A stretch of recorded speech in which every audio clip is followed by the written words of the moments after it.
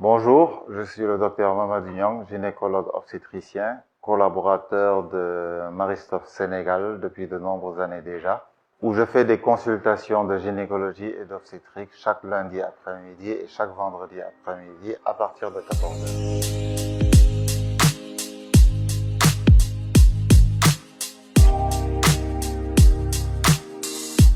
Aujourd'hui, nous allons vous entretenir d'un sujet qui tient à cœur beaucoup de femmes et qui est l'endométriose.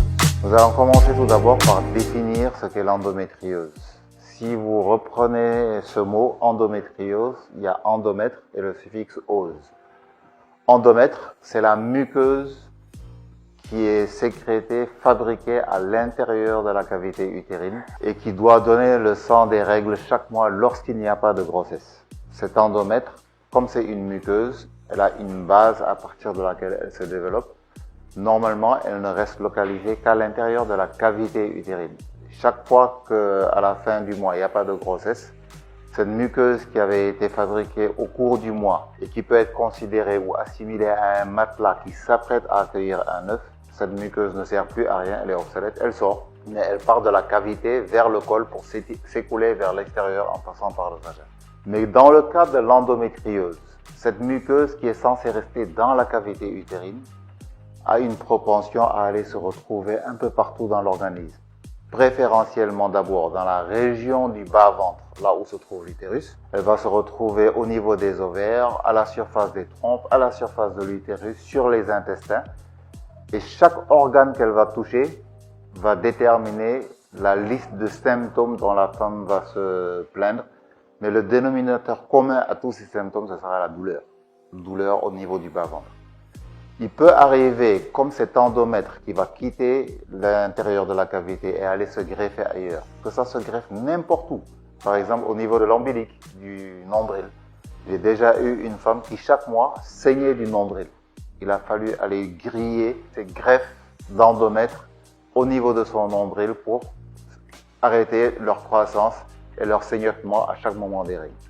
Il peut arriver que ça se localise aussi au niveau des yeux. Ça s'est vu. Il y a eu des cas cliniques qui ont été décrits comme ça. Et chaque mois, les yeux se mettent à couler des larmes de sang. On va parler de miracle, mais ce n'est que de la physiologie. Donc, pour reprendre de façon ramassée la définition de l'endométriose, c'est une localisation ectopique, c'est-à-dire ailleurs que dans la cavité utérine, de cette muqueuse endométriale qui donne le sang des règles chaque fois qu'il n'y a pas de grossesse. Les symptômes, ils vont être multiformes, multifocaux. Tout dépend de la localisation de la greffe d'endomètre ou endométriose au niveau de chacun des organes ciblés. Mais le dénominateur commun, ça va être la douleur. Une douleur qui va être soit permanente, soit la plupart du temps inscrite dans ce qu'on appelle un syndrome prémenstruel, c'est-à-dire une cascade de symptômes douloureux ou d'autres symptômes qui arriveront chaque fois à l'approche ou bien pendant les règles.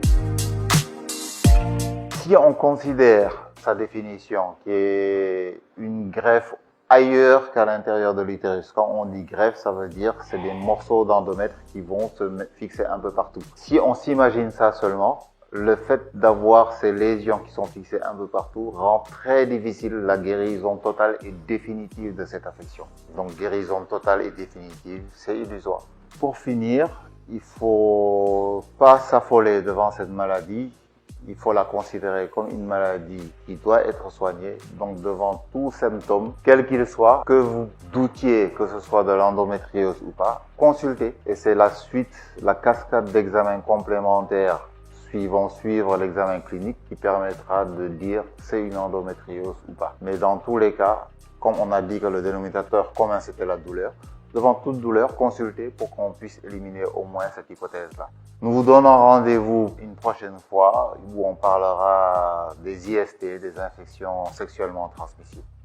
Je vous remercie et à bientôt.